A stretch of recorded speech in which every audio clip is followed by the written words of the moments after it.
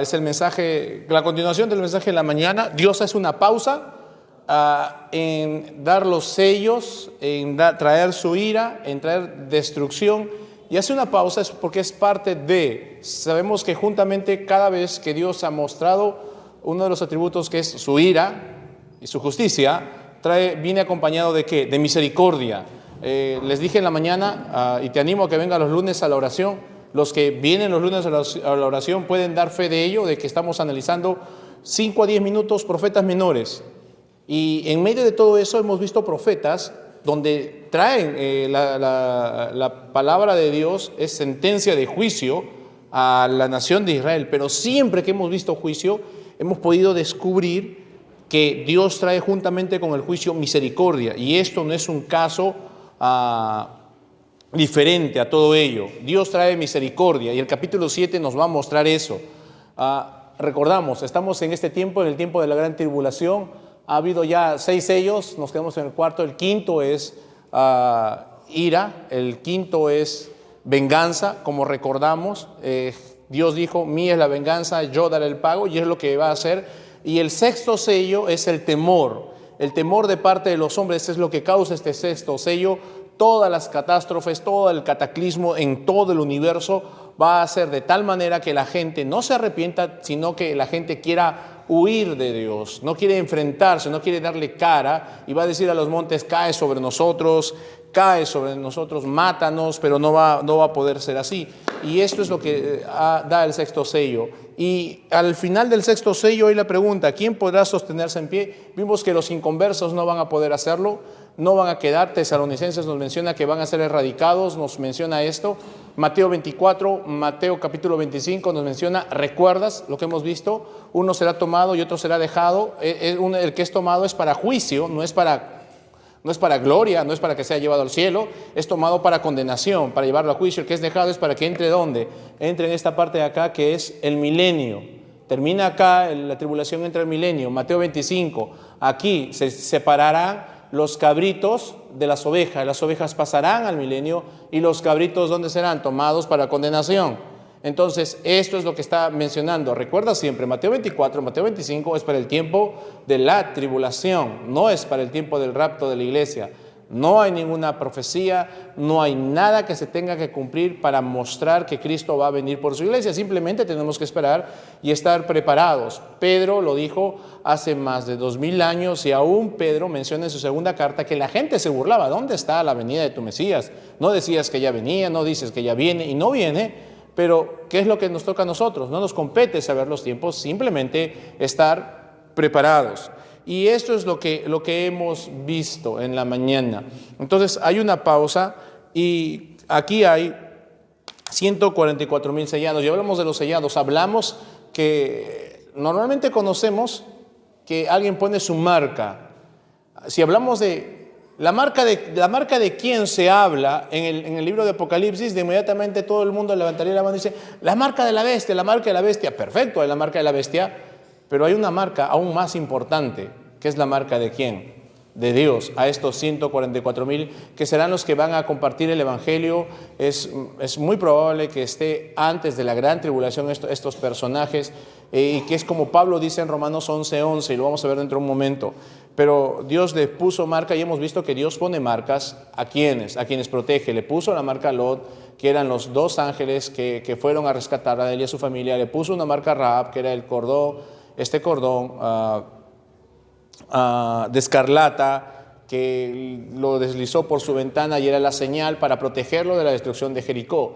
Y podemos ver, y algo que por cuestión de tiempo no lo vimos, pero sí quiero que puedas verlo. Ezequiel capítulo 9 nos va a hablar aún con mayor detalle de la marca de Dios para aquellos que son fieles a Él.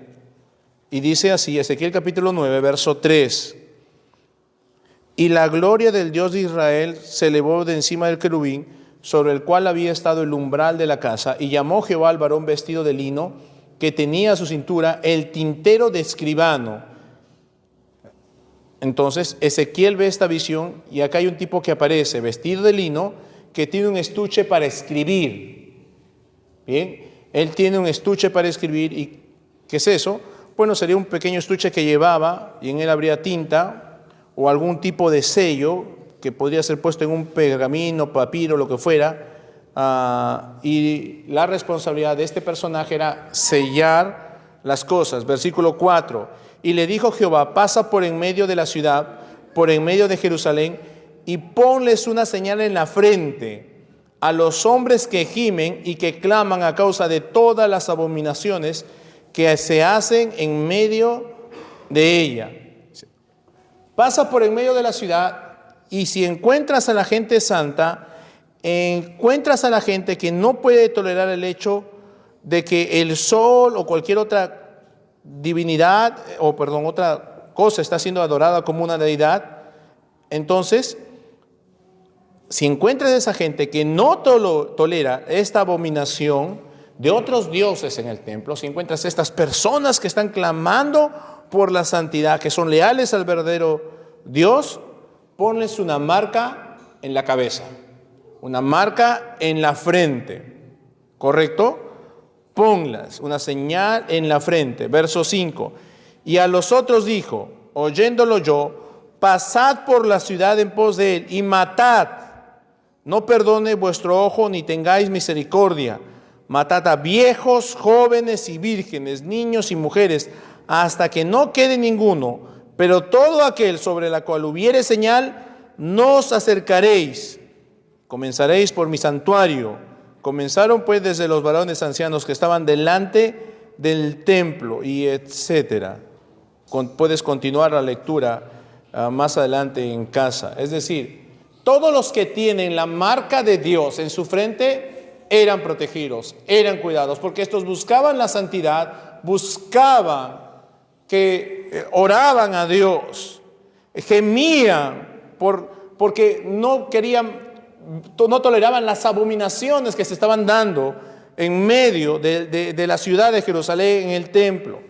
Y Dios dijo: voy a traer juicio, voy a aniquilarlos, desde el más grande hasta el más pequeño, desde el bebé de pecho hasta el más anciano, y no voy a perdonar a nadie, excepto a las personas que están marcadas.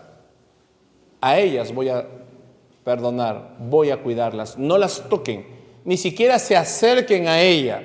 Si le hemos leído, dice: no os acerquéis, es decir, ni siquiera te atrevas a pasar junto con ella, pero al resto aniquílalos, destrúyelos, mátalos. ¿Y cuál es la idea? La idea es precisamente la misma en el capítulo 7 de Apocalipsis. Proteger a quienes, a los suyos. Capítulo 9 de Apocalipsis, verso 4, dice: y se les mandó que no dañasen a la hierba de la tierra, ni a cosa verde alguna, ni a ningún árbol, sino solamente a los hombres que no tuviesen el sello de Dios en su frente. El quinto ángel toca la trompeta y del foso sale, verso 2, del pozo del abismo subió un humo del pozo como humo de un gran horno, y se oscureció el sol y el aire por el humo, y del humo salieron langostas sobre la tierra. Es muy probable que estos se refieran a anfitriones demoníacos, no a demonios. Y mientras estos demonios salen del pozo del infierno, se les dijo: no dañen la hierba, nada verde, ningún árbol, sino solamente a los hombres que no tienen el sello de Dios en sus frentes. Dios cuida ¿de quién? De los suyos. Dios está cuidando. El sello de Dios era una protección para estos 144,000. Hizo que estas 144,000 personas fueran invencibles contra los juicios. Cualquiera podía morir en el juicio, excepto aquellas personas que tenían este sello en su frente, aquellas personas que estaban marcadas por el sello de Dios. Entonces, en el capítulo 7, el ángel dice: no dejes que el viento siga corriendo, no dejes que la devastación continúe. Lo vimos en la mañana. Estos 4 ángeles detienen a los vientos para que la destrucción no siga continuando. Y vimos que los vientos están enfurecidos, están embravecidos, quieren seguir destruyendo, pero son atados o son detenidos. ¿Por quién? Por estos 4 ángeles. Y la Biblia nos narra, Apocalipsis, que no se movía nada, ni las olas del mar, ni los árboles, no. Y ellos no tenían que soplar hasta que sellen a los siervos de Dios, a los esclavos de Dios en sus frentes. Verso 3 del capítulo 7. No hagas daño a la tierra, ni al mar, ni a los árboles, hasta que hayamos sellados en sus frentes a los siervos de nuestro Dios. No hagas daño. Indica que si los vientos están detenidos, es que son vientos de juicio. Y el resultado sería una ruina totalmente devastadora. Pero tienen que esperar. ¿Por qué? Porque necesitan sellar a los escogidos de Dios. Estos son personas redimidas, creyentes, que necesitan y deben ser protegidas, porque Dios quiere lograr un propósito con ellas. Ahora, ya pertenecen al Señor. No es que recién, esperen, se detengan hasta que compartamos el Evangelio, se conviertan, los sellamos. No, ya son creyentes. ¿Ya? Lo que está mencionando aquí, que ya son creyentes. No se están salvando recién aquí. Han sido salvadas antes de esto. Son personas redimidas. Y son personas que han vivido fielmente al Señor, predicando la palabra del Señor. Características de estas personas. Mira el capítulo 14 de Apocalipsis.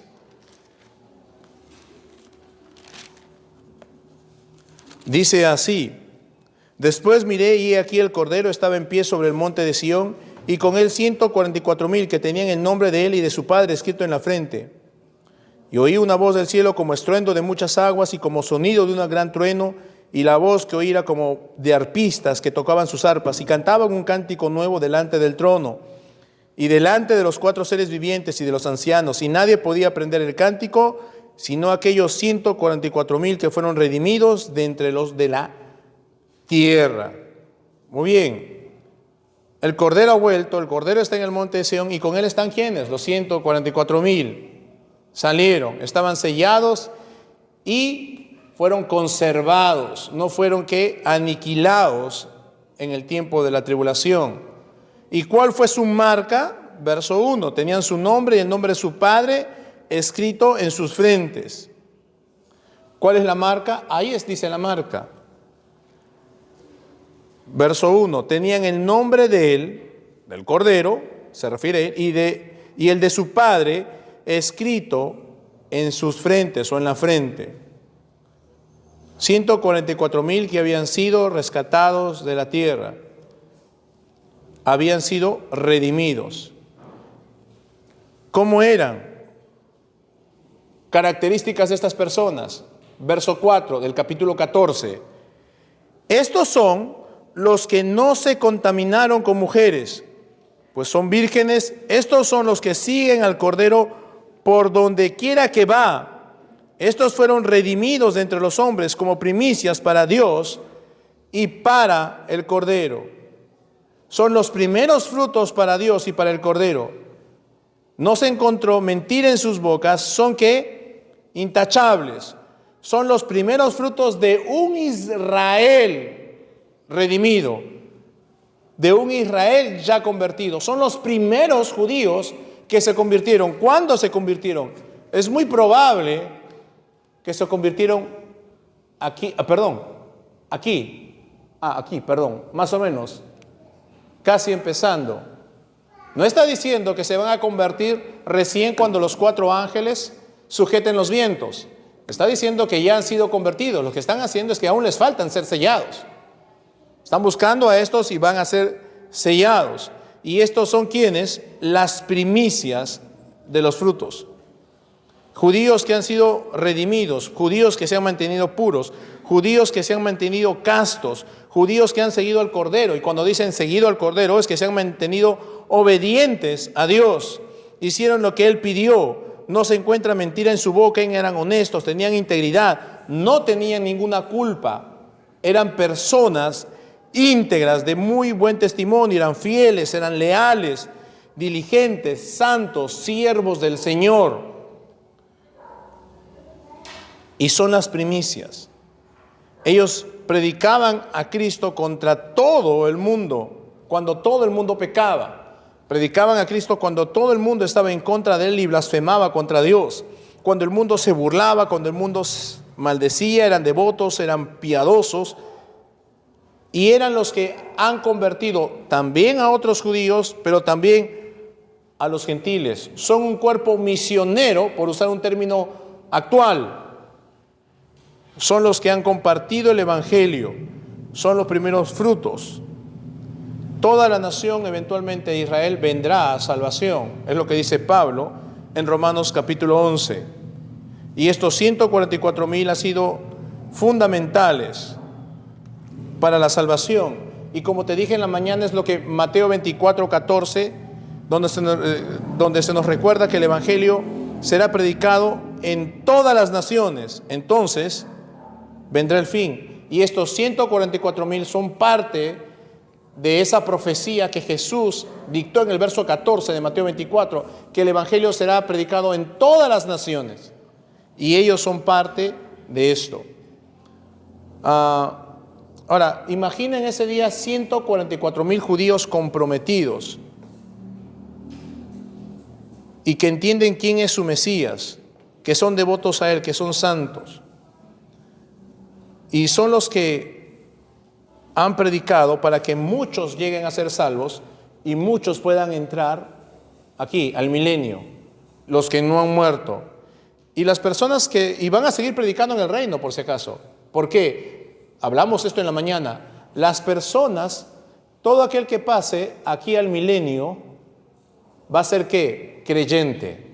Van a dos grupos de personas, la iglesia y los muertos en la tribulación que vienen con Cristo a reinar aquí en el milenio, y los creyentes que Dios ha permitido que pasen, como los 144,000, directo al milenio, sin cuerpos glorificados. Los que pasan directo no tienen cuerpos glorificados, porque aún tienen este cuerpo, como los 144,000. Y no son los únicos que van a pasar al milenio sin cuerpo glorificado, van a ser muchos más. Y esos muchos más son los que van a procrear, van a seguir casándose. Y los 144,000 van a seguir predicando a estas nuevas generaciones. ¿Ya? Por supuesto, te dije en la mañana que todavía estos nuevos personas que nacen en el tiempo del milenio van a nacer en pecado porque nacen de padres humanos. Aunque sus padres ya son cristianos, muchos de ellos van a rebelarse. Y en 1000 años, ¿cuánto va a ser la población? Estos 144,000 les predicarán, les llamarán al arrepentimiento. Algunos se convertirán, pero otros no. Y cuando comience el milenio, cada tribu tendrá su propia tierra y cada tribu tendrá a uno de los apóstoles como su juez espiritual y líder. Es lo que nos menciona la palabra de Dios. Y evangelizarán al resto del mundo, porque van a entrar al milenio no solo en Jerusalén, van a entrar en el milenio de todas las naciones, de todas partes. Personas que han sobrevivido al tiempo de la tribulación. Y estos van a casarse, como les dije. Y van a hacer esto, los 144,000, los principales misioneros, aún dentro de este milenio. Y sí, van a vivir mucho tiempo. Hablamos también en la mañana que el profeta dijo que una persona que muere a la edad de 100 años morirá como un bebé. La vida se le alargará la vida a todas las personas. Y algo más que quiero hablar acerca de esto.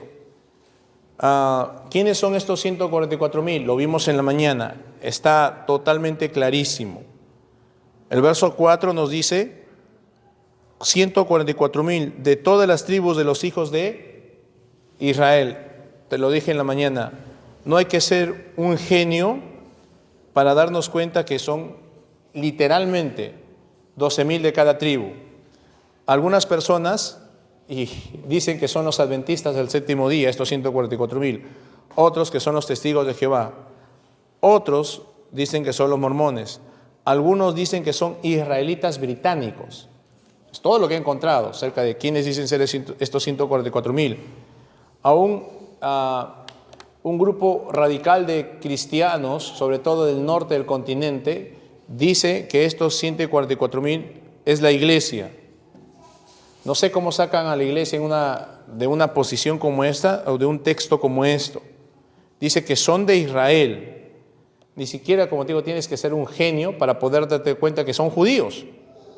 Recuerda, esto se da en esta última semana. ¿El protagonista quién es? Israel. Daniel, capítulo 9. 70 semanas para Israel y para tu santa ciudad. Para Israel, para tu nación, para tu pueblo, judíos y Jerusalén. Entonces, 12,000 de cada tribu.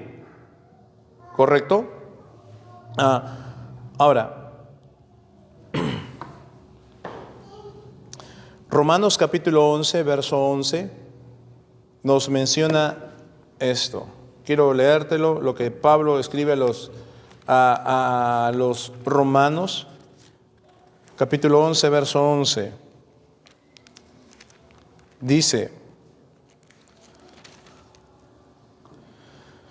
digo pues, ¿han tropezado los de Israel para que cayesen? En ninguna manera, pero por su transgresión vino la salvación, ¿a quién? A los gentiles, para provocarlos, ¿qué? ¿A quién van a provocar a celos? ¿A los gentiles o a los judíos? A los judíos, ¿ya? La iglesia los vendrá celoso. ¿Y cómo es así? Es muy probable, dicen algunos eruditos, que después del rapto, aquí, los judíos, básicamente, van a estar celosos. ¿Por qué? ¿A dónde se fue la iglesia? ¿Quieres decirme que subieron a estar con el Señor, fueron llevados por el Señor? ¿Quieres decirme que lo que está escrito en el Evangelio de Juan, capítulo 14, se hizo realidad? Que el Señor estaba preparando un lugar para ellos y ahora están donde están ellos. Pero somos su gente. ¿Qué hay de nosotros? ¿Nos ha desechado? Y Pablo dice, no, pero fueron provocados ¿qué? A celos. Y es por ese celo que ellos se volverán al Mesías, serán convertidos y comenzarán a ser testigos del Señor. Tomará lo mejor de ellos, 12,000 de cada tribu. Ahora, hay algunas cosas para entender. Mencionan las tribus y algo que les dije en la mañana, y me agradó que algunos de los hermanos respondieron esto. Dice el verso 5, de la tribu de Judá 12,000, de la tribu de Rubén 12,000, invierten aquí. ¿Invierten a quién? Ponen primero a Judá en lugar de quién? De Rubén. ¿Ya? Pero antes que esto, quiero que te dije también en la mañana, en el Antiguo Testamento hay una serie de listados diferentes de estas tribus, son diferentes. ¿Ya? En Génesis del 29 al 35, Génesis 29 al 35, que nos menciona desde Jacob y todos sus descendientes, el listado de las tribus sigue el orden del nacimiento, del mayor al menor, y vas a encontrarlo, Rubén y todo así, empezando por Rubén. En Génesis 49 la lista varía. ¿Por qué? Porque sigue el orden de la bendición de Jacob, no sigue el orden del nacimiento. ¿Ya? Sigue el orden según la bendición de Jacob. Luego sigue, por ejemplo, en Números 2, sigue el orden de ¿qué? El orden del campamento.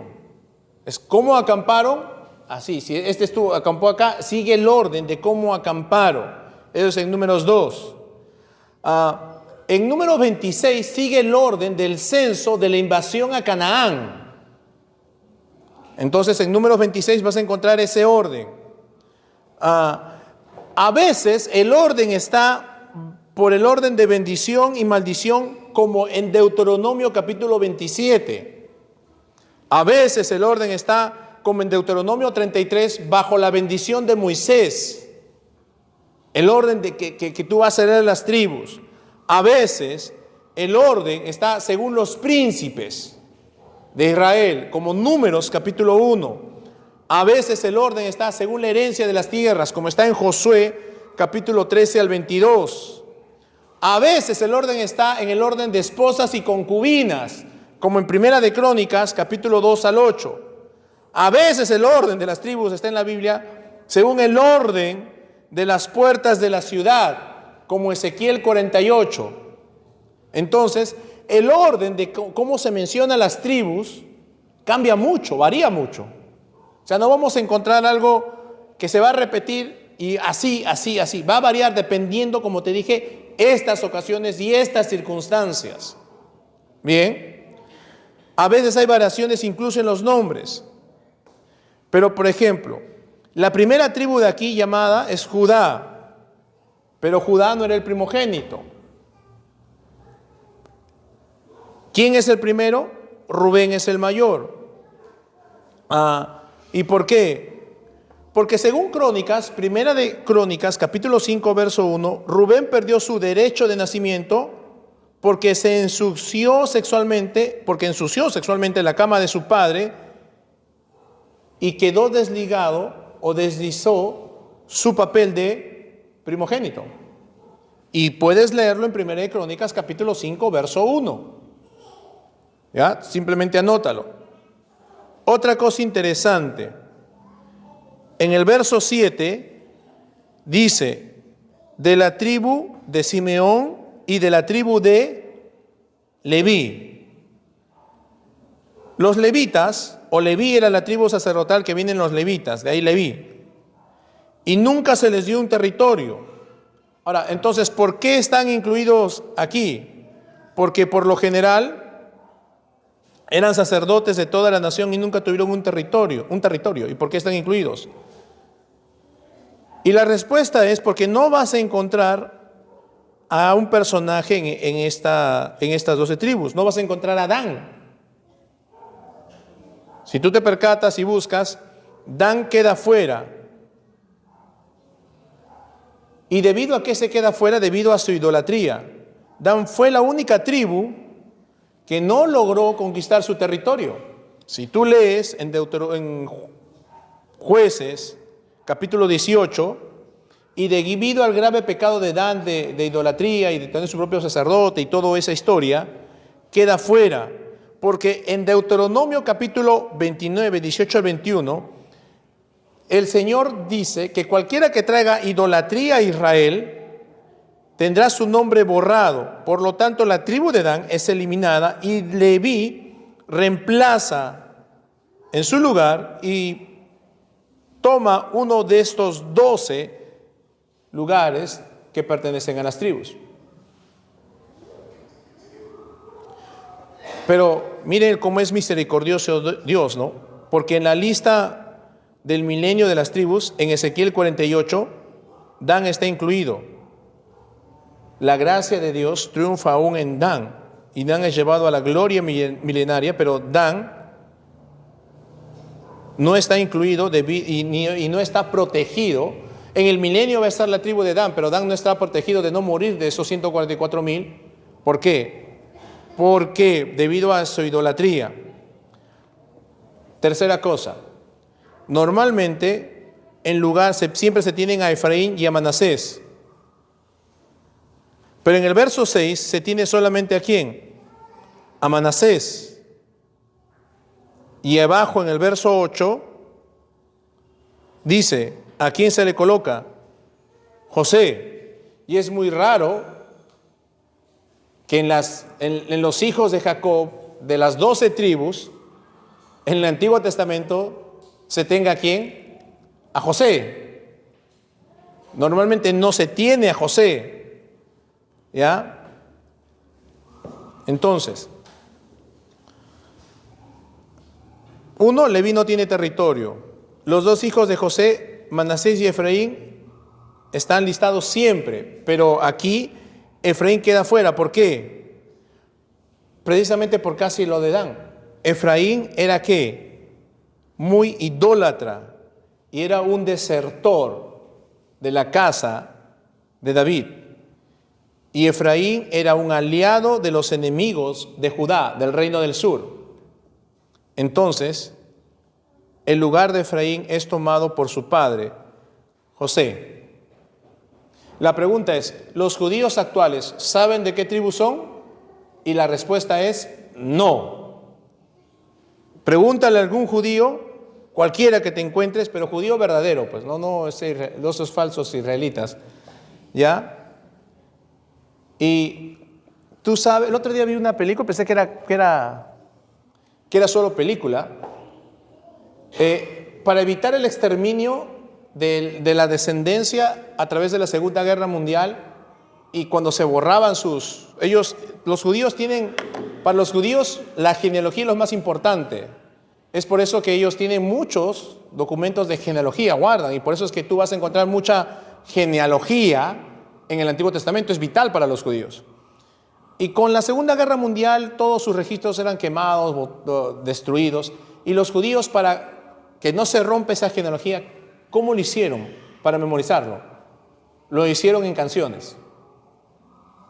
Y vi que una persona dijo, quiero ver si mi padre ha muerto. Y alguien le dijo, anda a tal lugar, anda a la sinagoga, en tal lugar, y escucha el cántico de tal persona, y él va a decir, todas las personas cantando que han muerto, comenzaron a cantar, y salió el nombre del padre de este chico. Porque no podían tener el registro, es asombroso, pero ellos guardaban como sea, tenían que guardar la genealogía, guardar todos sus documentos. Y es como hacen los judíos. Pero, miren, los judíos ahorita no saben a qué tribu pertenecen. No lo saben, porque todos los registros se han perdido. Todo quedó destruido, ¿cuándo? En el año 70, después de Cristo. Pero ¿sabes qué es lo increíble? ¿Qué es lo increíble? Que Dios sí lo sabe. Y todavía delante de Dios tienen una herencia, que es esta. Simplemente no saben, pero Dios sí lo sabe. Y Dios va a coger 12,000 de cada tribu. Escuché a alguien que dijo, se está haciendo ADN, en muchos judíos se está haciendo ADN para saber de qué tribu pertenecían. Dios no necesita ADN.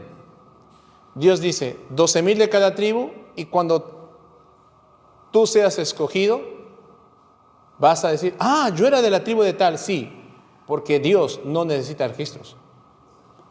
Y es lo maravilloso de Dios. Entonces,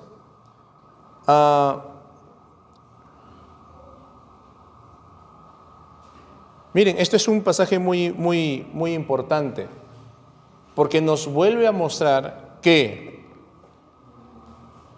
cuadro anterior, Samuel, por favor, nos vuelve a mostrar, anterior, estaba bien, está, nos vuelve a mostrar que aquí Dios está trabajando ¿con quién? Con la iglesia. Y esto nos muestra que la iglesia no puede ser la continuación de Israel.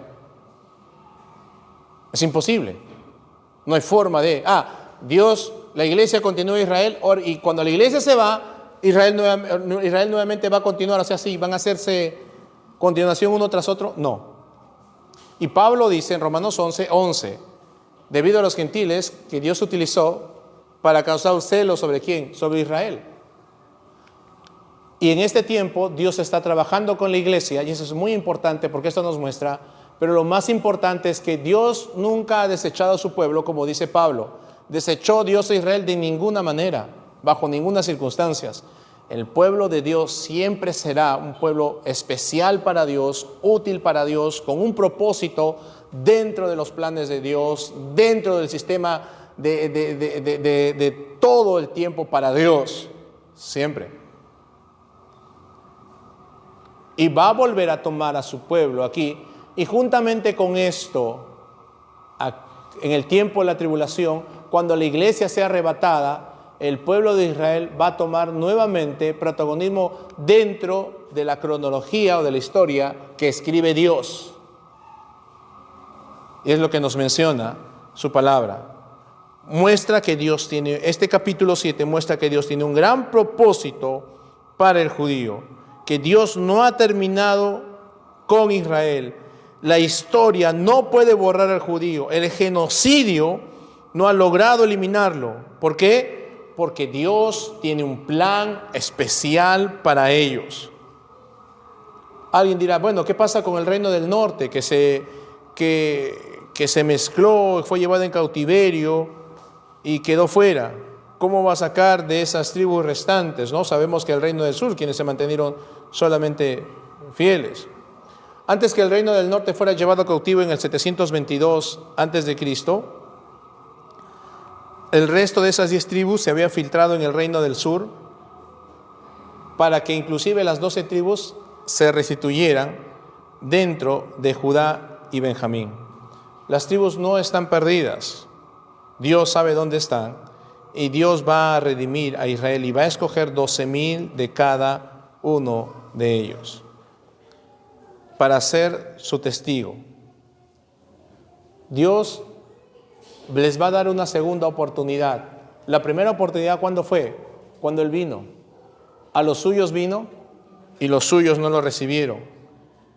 Pero les va a dar una oportunidad más porque la primera oportunidad que tuvieron lo arruinaron. Y la próxima vez no lo harán. Verán a su Mesías y se convertirán en la nación testigo que Dios siempre ha querido que sean. Por eso los llamó en primer lugar. No los llamó para que fueran un fin.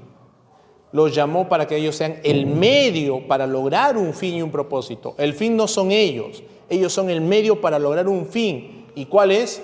Que el evangelio se conozca en todo el mundo. Que todo el mundo conozca que Él es Dios. Y para eso escogió un pueblo, solamente que fracasaron en su primer intento. Porque en su primer intento, como nación y testigo, fracasaron. Porque se aislaron y menospreciaron al resto. Como no es el pueblo escogido, somos nosotros, en esa selección se envanecieron y menospreciaron al resto. Pero en esta segunda oportunidad van a entender que son el medio para lograr un fin y un propósito. Van a ser los mayores misioneros que el mundo haya conocido, cosa que no quisieron hacer la primera vez. No sé si te has dado cuenta. Ellos simplemente se aislaron, no compartían a nadie de Dios. Tenemos la verdad, somos el pueblo escogido, el resto son pecadores, impíos, miserables, van a ir al infierno. Qué bueno, porque no son judíos. No, qué mal, tú tienes la verdad y no la compartes. Pero eso no sucederá ahora. Serán todo lo contrario, serán los mayores testigos que el mundo hayan conocido. Y convertirán, como nunca se ha convertido en toda la historia humana, a personas. Porque el capítulo 7, el verso 9, ¿qué va a decir? Y he aquí, miré una gran multitud, la cual nadie puede, imagínate, no se puede contar. ¿Qué me dice todo esto? Que Dios es fiel. Sin importar lo complejo y difícil que sea,